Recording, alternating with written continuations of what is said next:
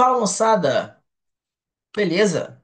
Bem, pessoal, hoje vamos para o nosso quarto encontro de Direito Constitucional, onde vamos retratar sobre a aula relacionada às Forças Armadas e da Segurança Pública.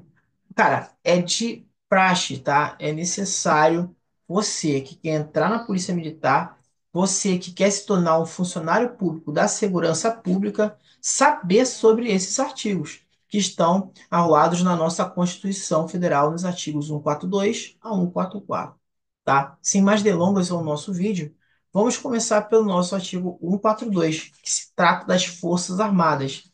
O que são as Forças Armadas? Quem constitui elas? Vamos falar aqui no artigo 142. As Forças Armadas são constituídas por três forças da União. São a Marinha, o Exército e a Força Aérea. Elas são instituições nacionais, tá bom? Permanentes e regulares, organizadas em dois pilares, na hierarquia e na disciplina. Ou seja, por que elas são permanentes e regulares? O que quer dizer isso? São instituições que nunca vão terminar. São instituições fundamentais para a nossa segurança no nosso país. Beleza? E por que regulares? Porque são instituições militares que se baseiam em dois pilares, na hierarquia e na disciplina. Por quê? O militarismo tem que seguir isso? Porque o militarismo é um grau de comando, é um grau regular. E ele tem que ser organizado diretamente pela hierarquia e a disciplina, pois são bases supremas, tá? Fundamentais, tá? Do militarismo, ok? E quem é que comanda? Quem é que é a autoridade suprema das Forças Armadas? É o almirante na Marinha? Não. É o almirante de esquadra na Marinha? Não. É o general de exército no Exército? Não. É o brigadeiro do ar na Força Aérea? Não. É o presidente da República. Assim como nas Forças de Segurança dos Estados, na Polícia Militar e no Corpo de Bombeiros Militar, e tem a figura do governador como comandante supremo das Forças de Segurança Estadual, o presidente da República, ele é o comandante supremo das Forças Armadas, pois são forças de segurança da União, forças de segurança, né, federais. Beleza? Então, é o que o nosso caput do artigo 142 diz. As Forças Armadas, constituídas pela Marinha, Exército e Aeronáutica, são instituições nacionais permanentes e regulares, organizadas com base na hierarquia e na disciplina sob a autoridade suprema do Presidente da República, e destina-se à defesa da pátria, à garantia dos poderes constitucionais e por qualquer destes da lei e da ordem. Ou seja, o que é? Destina-se à defesa da pátria e à garantia dos poderes constitucionais. São as finalidades que as Forças Armadas possuem. A defesa da pátria, ou seja, garantir a segurança do país frente a outros países, para que os outros não venham querer se atentar a invadir o nosso território brasileiro, tá bom? A garantia dos poderes constitucionais, se qualquer um, se qualquer uma das partes, né, do país, né, querer começar em frente, né, contra a Constituição Federal ou algo do tipo, as Forças Armadas têm esse poder de atentar e contra esses tipos de pessoas que atentam contra a Constituição Federal, justamente porque ela tem essa função, proteger a nossa Carta Magna, entendeu? E, por iniciativa desses, a garantia da lei e da ordem. Ou seja, vamos supor, né, geralmente é no Rio de Janeiro que acontece, o governador pede uma ajuda à União, pois no seu estado de origem, a polícia não está conseguindo dar conta da ordem, da garantia da ordem, né, para a população. E está um caos. O que acontece? O governador pode pedir uma solicitação ao Congresso Nacional por lei complementar para que o presidente da República, né, ordene que as Forças Armadas tomem conta daquele território, até que passe a acontecer a estabilidade da segurança, e assim ser repassado ao governador. Beleza? Então, essas são as três finalidades das Forças Armadas. Bom, a defesa da pátria, a garantia dos poderes constitucionais e, por iniciativa de qualquer destes, da lei e da ordem. Bom, O que a gente acabou de dizer, né? A missão central das Forças Armadas, como é possível, né, se despreender a partir do conceito acima, a defesa da pátria e a garantia dos poderes constitucionais, como função subsidiária. E tem-se a atuação das Forças Armadas na garantia da lei e da ordem, dependendo para isso da iniciativa de um dos poderes constitucionais. Beleza? A gente falou também, o comandante supremo das Forças Armadas é o presidente da República, beleza? E cabe a ele decidir sobre os empregos das Forças Armadas, seja por iniciativa própria ou em entendimento, ou a um pedido de qualquer um dos poderes constitucionais, que seria o GLO, tá? De acordo com a Constituição, o artigo 142, parágrafo primeiro, como a gente falou, através de lei complementar, é que estabelecerá as normas gerais a serem adotadas na organização, no preparo e no emprego das Forças Armadas, tá? Já os membros das Forças Armadas, no seu parágrafo terceiro, vai falar como se chamam. Como se chamam esses membros de Força e Segurança Federais? Os membros pertencentes à Marinha, Exército e Aeronáutica. Eles são chamados de quê?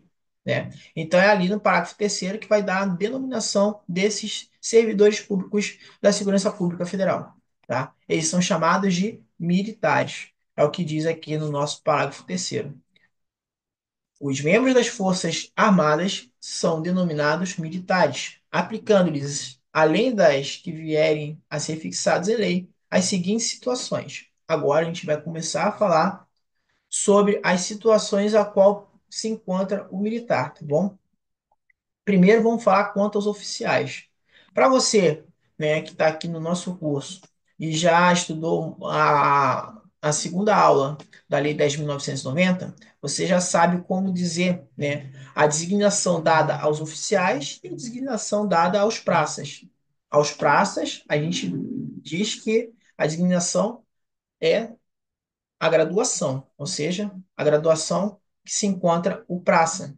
Temos a graduação de soldado, graduação de sargento, graduação, né, de primeiro, sargento e segundo e terceiro. Claro que na nossa polícia não existe o terceiro, né? Mas a graduação do segundo e primeiro, bom.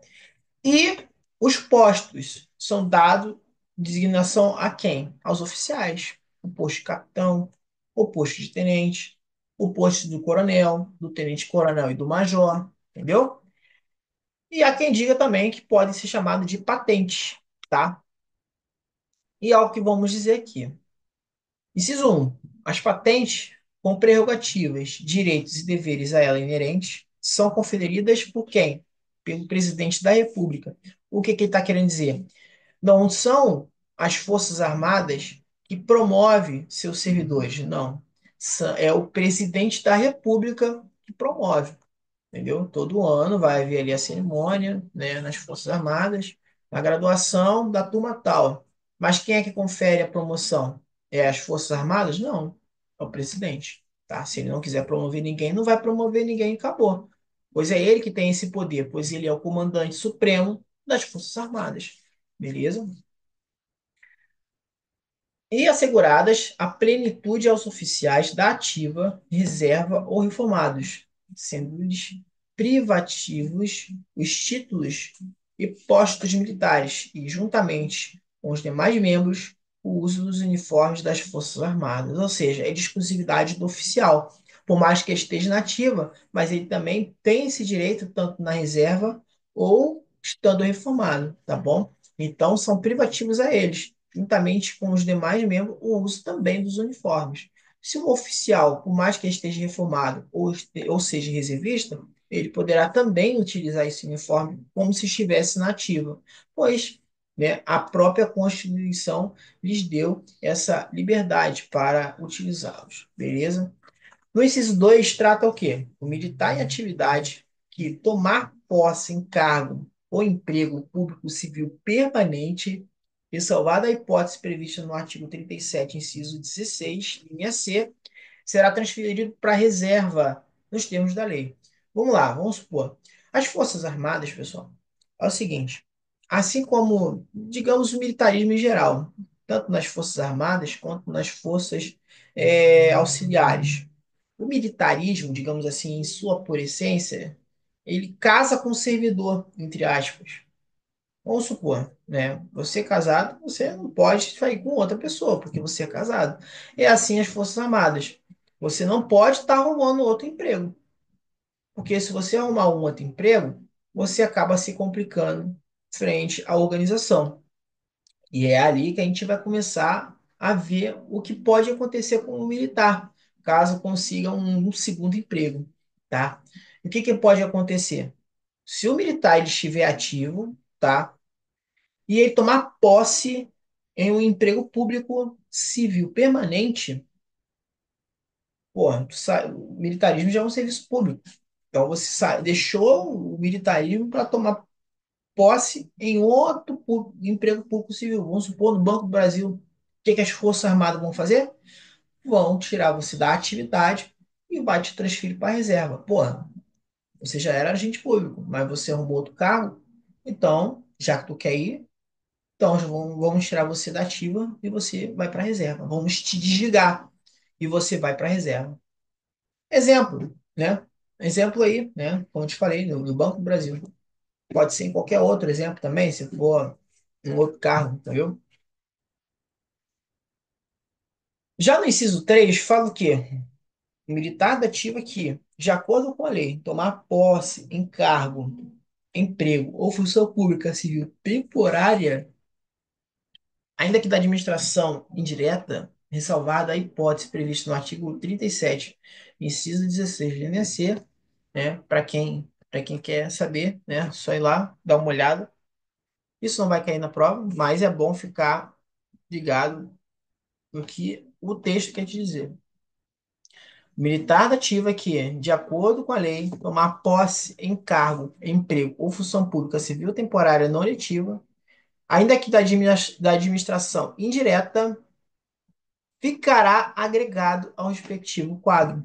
Ou seja, por mais que você, né, tomou posse ao emprego, né, ou função pública civil temporária, não, eu só vou ficar 2 anos, depois eu vou voltar para a atividade, não. Então, já que você resolveu ir para lá, então vamos te agregar. Você vai se tornar um militar agregado, pois você deixou, né, de estar na atividade na sua função afim para tomar posse em outro cargo, função pública temporária, tá? Então, temos duas diferenças. Se você pegar um cargo, um emprego público civil permanente, você não fica agregado, você vai para a reserva, assim como no inciso 2. Agora, se você pega um cargo, um emprego, função pública civil temporária, você não vai para a reserva, você vai ser agregado. Então, tem essa pequena diferença, beleza? Agora, no inciso 4 e no inciso 5, vamos falar sobre as proibições em que um militar possui, né? E são três, né? O militar não pode se sindicalizar e não pode ter greve. E, ao mesmo tempo, ele não pode se afiliar a partidos políticos. Vamos falar agora do inciso 4 e 5, a qual vai falar sobre isso. Inciso 4. Ao militar são proibidos a sindicalização e a greve. Pensa comigo. Se as Forças Armadas e as Forças Auxiliares entrarem em greve, sei lá, por qualquer motivo, imagina o caos que vai acontecer. Imagina o expurgo que vai acontecer. Então não tem como, né, pessoal? Então, para que não aconteça essa eventual situação, a Constituição Federal previu e já proibiu essas tais situações caso aconteça, tá? Então, são proibidos, tá, aos militares o direito à sindicalização e à greve. Pessoal, guarde muito esse inciso 4, pois cobra bastante nas provas aí de carreiras militares, tá? E agora vamos para o inciso 5. O militar, enquanto serviço ativo, ele não pode estar filiado a partidos políticos, beleza? Mas temos algumas exceções, assim como toda regra há uma exceção, beleza? Mas se o militar, né, decidir mesmo assim querer servir a população, no ramo da política, ele pode sim, mas pode acontecer duas situações, tá? Apesar de não poderem estar afiliados a partidos políticos, os militares eles podem se candidatar a cargos eletivos. Mas vai acontecer duas situações. Se ele tiver menos que 10 anos de serviço, ele deverá afastar do serviço ativo. Por outro lado, se o militar possui mais que 10 anos, ele não vai ser afastado, e sim ele será agregado pela autoridade superior.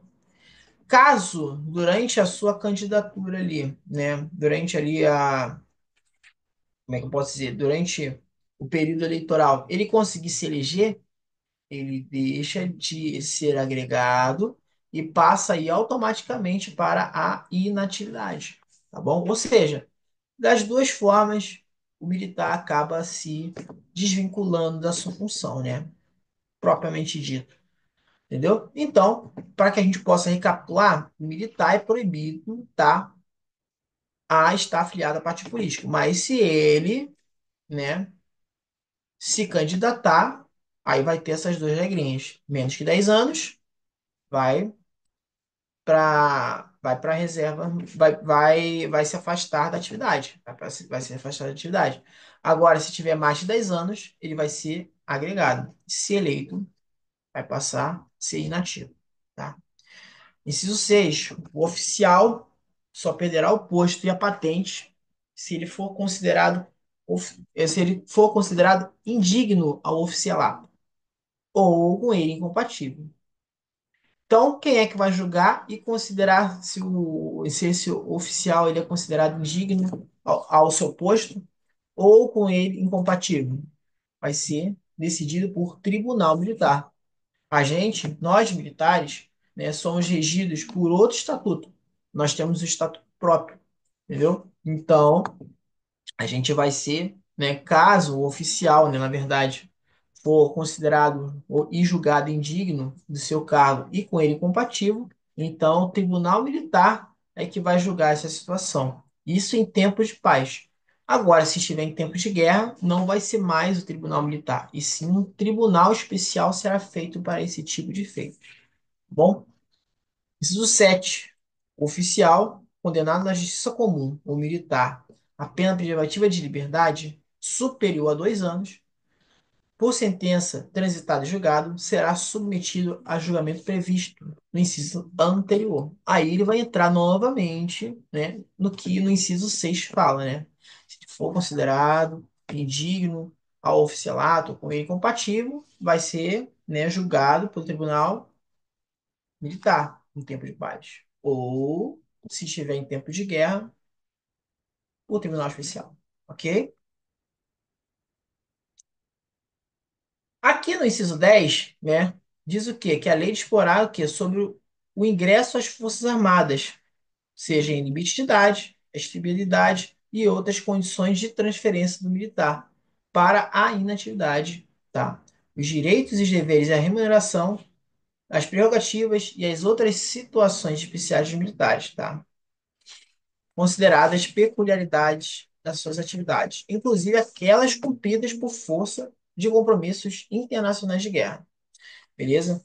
Ou seja, para que possa ser ingressado às Forças Armadas, tá? Uma lei vai dispor sobre limites de idade, sobre a estabilidade deles e as condições para transferência do militar para a reserva. Isso é mais cabível para os militares de carreira, tá? Geralmente, quando você vai fazer um concurso público para aprendiz marinheiro, para a Escola Naval, para a SpaceX, para a AFA, para a IFOM, lá eles pedem um limite mínimo e máximo de idade.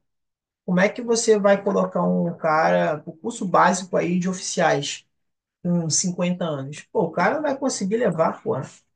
Embora tenha alguns caras cascudos, mas a grande maioria não vai conseguir levar a carreira. Porque sua carreira é quase 30 anos. Imagina agora um oficial com 80 anos na ativa. Não existe.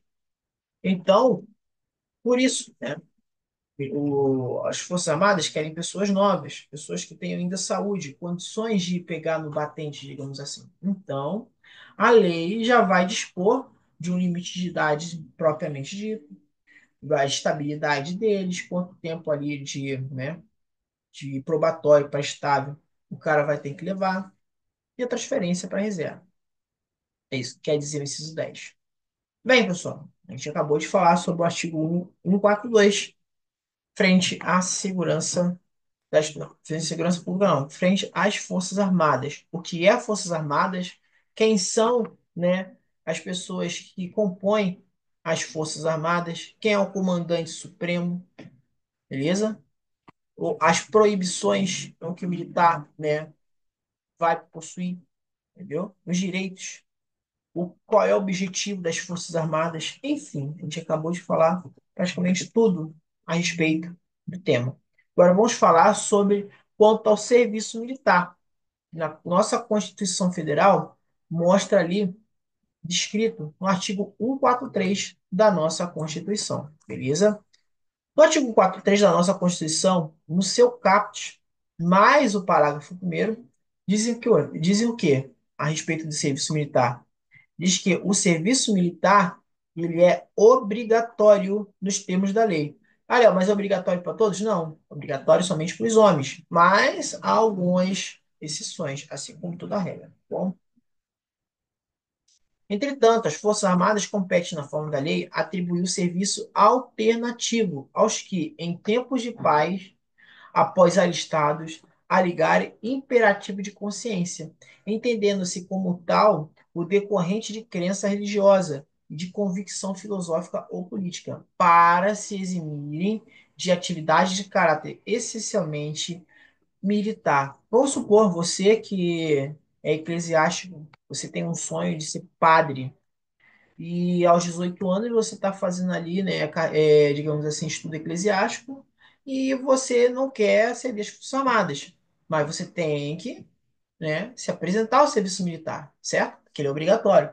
Chega lá, o recrutador vai falar: quer servir? Não. Vai perguntar o porquê. Aí você vai falar: não, eu faço parte do membro eclesiástico, tenho vontade de ser padre e não quero servir as Forças Armadas, até mesmo porque padre não pega em arma. Bom, até onde a gente sabe. O que é que vai fazer o Exército? Vai falar, beleza, então você não vai fazer atividade propriamente militar, quer fazer o curso básico militar, mas vamos te dar uma opção para que você possa ainda estar conosco.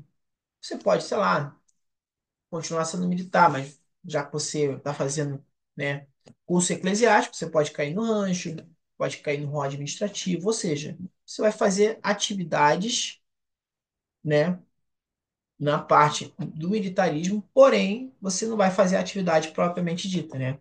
Tem que ir com uma missão, pegar em arma, treinar em tiro, né? Porque isso não são atividades eclesiásticas. Então, as Forças Armadas eles abrem uma exceção para esses tipos de público. Não somente para as pessoas que fazem atividade eclesiástica, né? Mas também aqueles que têm imperativo de consciência. Por exemplo, testemunhas de Jeová. Pessoal aí, os mormons também, né? Pessoal aí, convicção filosófica, né? Crença de pensamento. Então, o exército pode, sim. O exército não, as Forças Armadas podem encostar o cara, né? Não vai fazer essa atividade propriamente militar, mas você vai servir o quartel estando em outras unidades mais tranquilas, digamos assim, né? Como eu acabei de dizer. Você estando no rancho, que é um refeitório, fazendo comida pro pessoal, pô, não vai cair a mão de ninguém, não é pecado. Ou você pode estar na logística, é a mesma coisa que eu falei, não vai cair a mão de ninguém, também não é pecado, né? Então, tem coisas alternativas. Mas mesmo assim, se a pessoa ainda insistir dizendo que não quer, aí pode haver uma pequena complicaçãozinha frente, né, ao poder público. Porque nesse caso, o cara te deu uma exceção e ainda você não quer, não tem como não querer, porque é obrigatório, entendeu? Então é isso. Já as mulheres, né? Diz aqui, ó, as mulheres e os eclesiásticos isentam de serviço militar obrigatório em tempo de paz, sujeito, porém, a outros encargos que a lei atribuir. É que nem a gente falou agora, entendeu? Isso aí especificamente ao eclesiástico. Mas calma, a gente vai falar sobre as atribuições das mulheres que aconteceu esse ano, tá? E que é de, cara, que é de suma importância você estar sabendo, tá bom? Porque isso aí pode ser até tema que cairá na sua prova. Então, aqui o artigo 143 no seu caput diz, né? No seu caput. O serviço militar é obrigatório nos termos da lei, ok? Parágrafo 1. As Forças Armadas competem, na forma da lei, atribuir o serviço alternativo aos que, em tempos de paz, tá? Isso pode acontecer somente em tempos de paz. De guerra, pode, né, ter exceções. Após alistados, alegar imperativo de consciência, entendendo-se como tal, o decorrente de crença religiosa e de convicção filosófica ou política, para se eximirem de atividade de caráter propriamente militar. Ou seja, é o que eu falei agora há pouco. Ou seja, para se eximirem. Eximir, né? É para se livrarem. É o que está querendo dizer, tá bom? Já no parágrafo 2, né? Tá falando novamente o que eu falei. As mulheres e os eclesiásticos ficam isentos do serviço militar obrigatório em tempos de paz, tá? Em tempos de paz, de guerra não. De guerra pode acontecer que a lei possa mudar alguma coisa. Sujeitos, porém, a outros encargos que a lei atribuir, como eu falei antes, né? Sobre a prestação acumulativa alternativa, né? Agora vamos falar sobre esse pequeno detalhe das mulheres, tá? Quanto ao serviço militar feminino. Como assim, Léo? O que que aconteceu? Pois é, a partir do ano de 2025, tá? As mulheres poderão servir as Forças Armadas, poderão ser voluntárias, voluntárias, ou seja, o alistamento obrigatório, tá? O serviço militar agora vai aceitar as mulheres. Porém, elas não são obrigadas a servirem. Elas são voluntárias. Elas vão se apresentar se elas quiserem, beleza? E o alistamento ele pode fazer tanto na junta de serviço militar quanto online, tá? E tem algumas situações em que vai acontecer aqui, tá? Entre mulheres e homens. Vamos ver? O processo de alistamento será igual ao dos homens, mas com algumas diferenças. O serviço militar inicial será voluntário, mas o cumprimento se tornará obrigatório após a incorporação. Beleza. Ela se inscreveu, que ela quis e entrou. Mas lá dentro, após ela incorporar, né? Ela se arrepender, ela não vai poder sair, porque ela entrou, entendeu? Veio porque quis. As mulheres terão os mesmos direitos e deveres e penalidade dos homens, tá? Não é porque a mulher vai, né, ser tratada de jeito diferente, ela vai tratar mais com carinho. Não, pô. Tá no âmbito militar e veio porque quis. E vai ser tratada como igual aos homens. É questão de justiça também, né? O alistamento, ele terá duração de 12 meses, podendo ser prorrogado por até 8 anos. É o mesmo dos homens, tá? A seleção para o serviço militar feminino atenderá aos critérios específicos das Forças Armadas, como tal, exames médicos, testes de aptidão física, entre outros, tá bom? Vai seguir o mesmo princípio dos homens. E a contar a partir de 2025, essas vagas, as quais o Exército passava para os militares de alistamento obrigatório, agora os homens vão passar a ter apenas 70% das vagas e as mulheres vão completar 30%. É, meu amigo, para você que quer servir e já teve medo, né, de sobrar, pois é, a sua probabilidade aumentou, porque 30% dessas vagas não é mais sua, vai ser passado para as mulheres. Tá bom? Então, isso vai acontecer a partir do ano que vem, ano de 2025, e as mulheres anualmente vão comportar cerca de 30% das vagas disponíveis. Beleza? Agora vamos falar no artigo 144, que é o nosso último artigo, tá bom? E que ele é bem extenso, mas não é difícil de decorar, tá, pessoal? E cai muito, principalmente aí na última prova da Brigada Militar de 2022, caiu, tá? Uma questão a respeito aí do artigo 144. Por isso que eu falo, guardem muito bem esses artigos, porque a probabilidade de cair de novo é grande, ok? A Constituição Federal trata da segurança pública, tá? No capítulo 3, seu título quinto, tá bom? Que dispõe da Carta Magna sobre a segurança pública. O que que ele diz? Segurança pública, ela é dever do Estado, porém ela é direito e responsabilidade de todos, beleza? Sendo exercida com o objetivo do quê? Da preservação da ordem pública e da incolumidade das pessoas e do patrimônio. Incolumidade é o quê? Incolumidade seria como é que eu posso dizer para vocês? Seria a parte da ser intocável, entendeu? Ou seja, a preservação da ordem pública e da situação de que as pessoas e o patrimônio eles são intocáveis, ou seja, não podem sofrer, né, nenhum dano, beleza?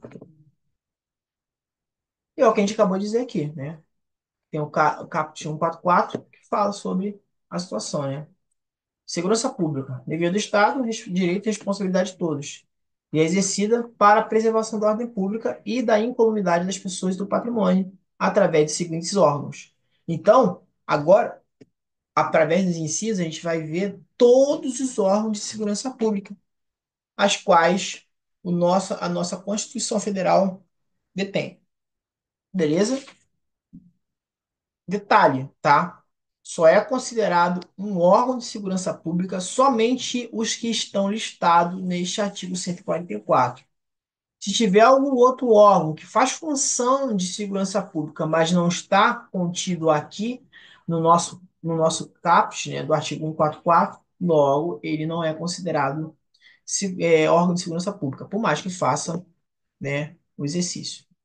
A exemplo das guardas municipais, você vai ver mais à frente, beleza? Então vamos lá. A gente tem as chamadas polícia de segurança. Calma, antes da gente fazer a listagem, né, dos órgãos de segurança, temos a chamada polícia de segurança. Você tem que guardar isso aqui, a diferença de duas. A polícia de segurança ela se divide em duas áreas: a polícia administrativa e a polícia judiciária. A polícia administrativa é aquela polícia que faz a prevenção e a ostensividade. Quem são os policiais que fazem função de polícia judiciária? É a PM. A gente faz função de polícia ostensiva. Logo, fazemos função de polícia judiciária. Beleza? Agora, a polícia. Desculpa, é a polícia, na verdade, não polícia judiciária, sim polícia administrativa, tá, pessoal? Eu tô viajando aqui. Então, quem faz a função de polícia ostensiva, né, e a gente tem como exemplo a PM, é a polícia administrativa, beleza? Já a polícia judiciária, tá? Ela tem a função de fazer investigações. É a polícia investigativa, que atua repressivamente após o decorrido o ilícito penal. Quem é que faz a polícia judiciária, geralmente, pessoal? Polícia Civil, Polícia Federal. Então, elas fazem a investigação. E quem faz a ostensividade? A polícia administrativa. Quem é que faz a polícia administrativa, que é o ostensivo? A polícia militar. Beleza? Há quem diga também que você também tem que guardar isso aqui.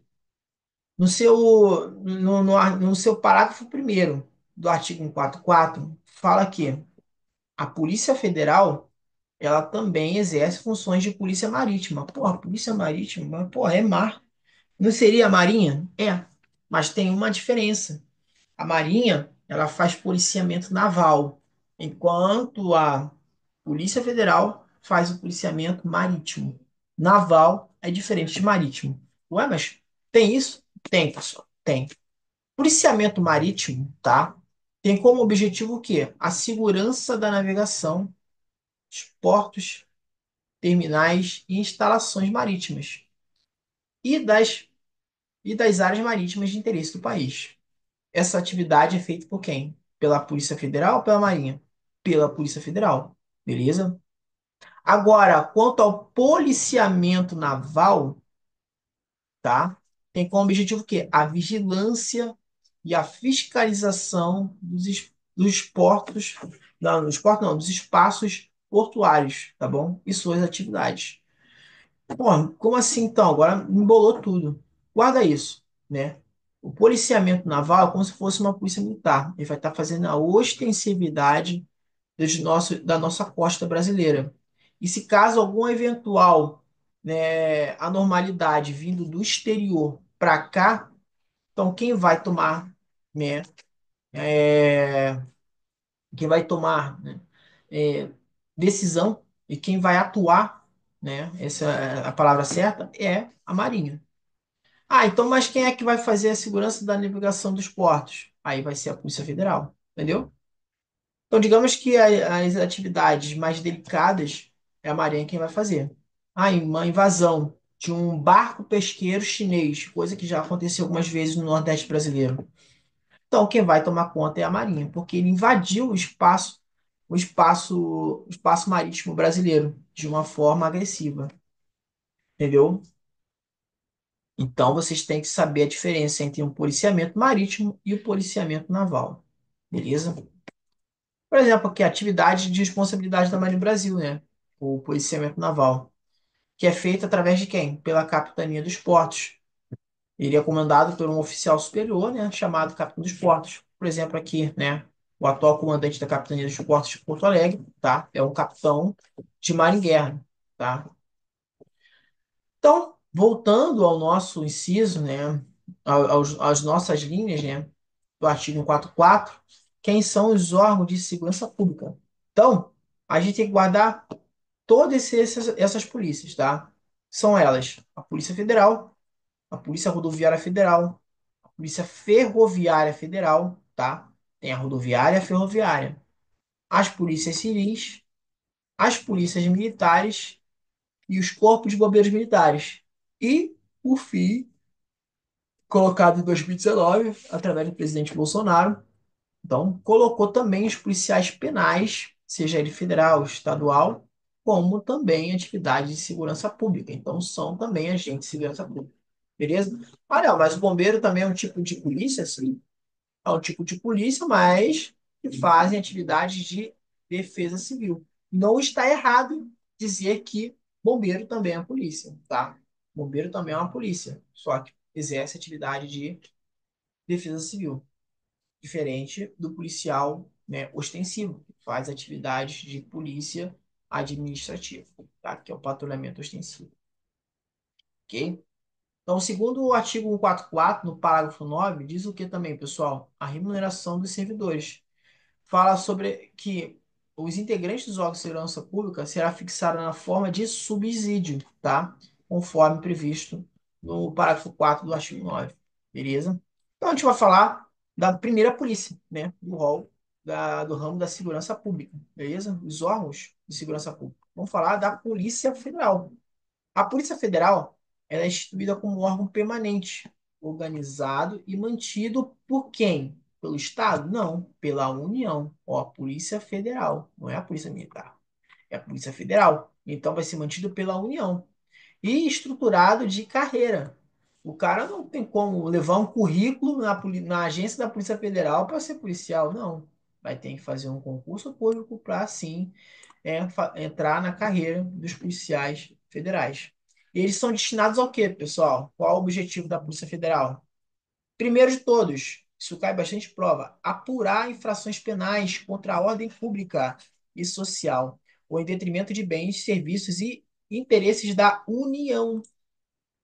É a União. Ele vai fazer só serviços de interesse da União ou de suas entidades autárquicas e empresas públicas, assim como outras infrações cuja prática tem repercussão internacional ou interestadual. Beleza? É como se fosse um FBI.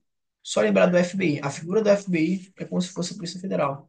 E exija a repressão uniforme. Beleza? Segundo dispuser a lei. Segunda função da Polícia Federal, isso cai bastante. Prevenir e reprimir o tráfico ilícito de entorpecentes e drogas afins. Prevenir e reprimir também o quê? O contrabando e o descaminho, sem prejuízo da ação fazendária e de outros órgãos públicos nas respectivas áreas de competência, tá? Então ele tem poder para reprimir e prevenir, tá bom? O tráfico, o descaminho, o contrabando, mas não atrasando o lado da ação fazendária, tá bom? Sem prejuízo dela. E também de outros órgãos públicos, tá bom?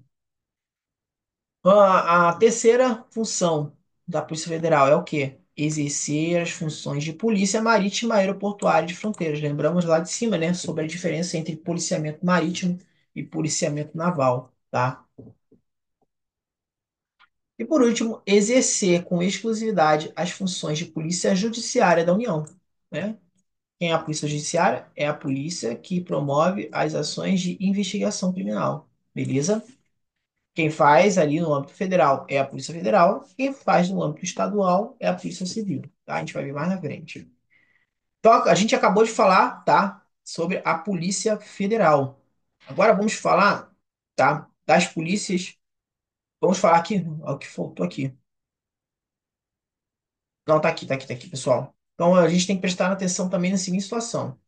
A Polícia Federal tem competência para apurar infrações penais apenas em detrimento de bens, serviços, interesses da União ou de suas entidades autárquicas e empresas públicas, tá?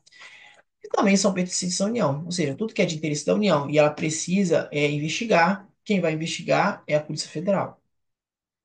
Isso não se estende, tá, às sociedades de economia mista, menos elas. Já a Polícia Rodoviária e a Polícia Ferroviária, a gente não falou, a gente vai falar agora. A Polícia Rodoviária, ela tem o objetivo de fazer o patrulhamento ostensivo das rodovias federais. Enquanto a Polícia Ferroviária Federal, o nome já diz, fazia o patrulhamento ostensivo das ferrovias federais. Bom, só isso. Quem tem mais competência ali em cima é a Polícia Federal, né? Polícia dos Estados, que são as PMs, e os Corpos de Bombeiros. Segurança Pública dos Estados foi atribuída às polícias civis, às polícias militares e ao Corpo de Bombeiros. É o que a gente falou antes. O Corpo de Bombeiros também é considerado como uma polícia estadual, só que ligado à função de defesa civil. A segurança pública dos estados foi atribuída às polícias civis, polícias militares e Corpo de Bombeiros, que formam em conjuntos as chamadas polícias dos estados. Essas polícias, embora mantidas e organizadas pelos estados, deverão observar também as normas gerais federais, ou seja, da União. Bom, falando de organização, de efetivo, material bélico, a convocação, a mobilização das polícias militares e corpos de bombeiros, definidos conforme o artigo 22 da nossa Carta Magna, que vai ser ali relacionado à organização do Estado, e que a gente vai ter aula futuramente. Para as polícias civis, são dirigidas por quem? Quem é que dirige as polícias civis? São os delegados de polícia de carreira, beleza? Isso cai bastante em prova, embora seja fácil, mas cai. Então, quem é que dirige as delegacias das polícias civis? Os delegados de polícia de carreira, tá bom? Incumbe, ressalvada a competência da União, as funções de polícia judiciária e a apuração de infrações penais, exceto as infrações penais militares, que aí, como a gente falou, né? A gente tem uma legislação à parte, onde a gente somos julgados, né? E sofremos, né, punições à parte. Essa seção não se aplica aos crimes, tá, praticados por militares, né? Desde que estranham as suas atividades, beleza? E segundo o STF, compete à Polícia Civil também a apuração de crimes comuns praticados por militares, tá? Ou seja, aqueles, né, diferentes da atividade militar. A gente não compete. Bom, um órgão que, por muitas vezes, aparece vinculado às polícias civis estaduais é o Instituto Criminalística. No entendimento do STF, tá, os estados podem optar garantir autonomia formal aos institutos de criminalística ou pode integrá-los aos demais. Beleza? Agora vamos falar já as polícias militares, tá? Já as polícias militares, elas cabem à parte da polícia ostensiva e também possuem ordem de polícia administrativa, assim como os civis, né? Os policiais civis, né? Fazem a função de polícia de investigação criminal e é uma polícia, né, judiciária, a polícia militar já faz a função de polícia ostensiva, a que patrulha as ruas, né, dos estados, né, as vias e tudo mais, beleza? E ela tem função de polícia administrativa. Já os corpos de bombeiros, né, além das atribuições definidas em lei, cabe a execução de defesa civil. As polícias, isso aí todo mundo já sabe, né? As polícias militares e os corpos de bombeiros militares são forças auxiliares e reserva do Exército. E subordinam-se a quem? Ao presidente da República? Não. Subordinam-se juntamente com as polícias civis e as polícias penais estaduais e distritais aos governadores dos estados, do Distrito Federal e dos territórios. Beleza? Agora a gente vai falar sobre um pedacinho ali, um apêndice relacionado à polícia do Distrito Federal, tá? E quem são as polícias do Distrito Federal? A Polícia Militar, a Polícia Civil e o Corpo de Bombeiros. Então, as polícias civil, militar e o Corpo de Bombeiros do Distrito Federal são organizadas e mantidas diretamente por quem? Pelo Estado? Não, é mesmo porque, né? Ali é a capital do Brasil, então ela vai ser mantida diretamente pela União, tá bom? Isso a gente vai encontrar ali no artigo 28, inciso 16 da nossa Constituição, tá? Devendo lei federal dispor sobre sua utilização, tá? Pelo governador do Distrito Federal, beleza? Agora, quanto às polícias penais, né? Seja ela federal, estadual ou distrital, né? Elas também viraram, né, órgão de segurança pública a partir do ano de 2019, né, pela emenda constitucional número 104/2019, tá bom? E as carreiras dos agentes penitenciários, né, que são os vulgos agentes penitenciários, foram transformadas em carreiras policiais, sendo alçadas ao patamar constitucional. As polícias penais estão vinculadas ao órgão de administrador do sistema penal da unidade federativa que a pertence. Compete à polícia penais a segurança dos estabelecimentos prisionais. Então, enquanto a polícia militar faz atividade ostensiva, a polícia, né, civil faz atividade de investigação criminal, a polícia penal faz atividade de segurança nos estabelecimentos prisionais. Ok? Vamos falar aqui agora sobre as guardas municipais. Pô, se você notou, lá no artigo 144 não fala sobre, né, não deixa explícito a guarda municipal, tá? Mas vamos falar delas porque digamos, é um embate ainda muito discutido, né? Em que os guardas municipais querem que a Constituição Federal coloque as guardas municipais como órgão de segurança pública, mas ainda não colocaram. Por quê? Porque não estão listados no nosso artigo, tá? Vamos dizer aqui. Determina então a Constituição Federal, tá? No parágrafo 8º do artigo 144, que os municípios poderão constituir ou poderão fazer guardas municipais. E eles são destinados ao quê, pessoal? À proteção dos seus bens, serviços e instalações, conforme dispõe a lei. Ou seja, os bens, serviços e instalações do município, tá bom? E trata-se de uma polícia administrativa, tá? É como se fosse uma polícia militar, só que do município, uma polícia municipal, né? Que visa o quê? A proteção do patrimônio contra o quê? A depredação e dos demolidores de coisa alheia, né? Proteger o quê? O patrimônio, né? Proteger os bens do município. Então, quem vai fazer essa função é a Guarda Municipal. Mas tem municípios que não possuem. Então, aí quem vai fazer é a Polícia Militar. Não tem outro jeito. Mas se tem Guarda Municipal, essa é a função típica deles. Atualmente, portanto, né, vamos falar agora das partes negativas de ser um guarda municipal. Pois é, possui. Então, atualmente, os guardas municipais não possuem competência para realizar policiamento extensivo, ou seja, eles não têm poder de polícia militar, né? Então, sai da alçada deles, né?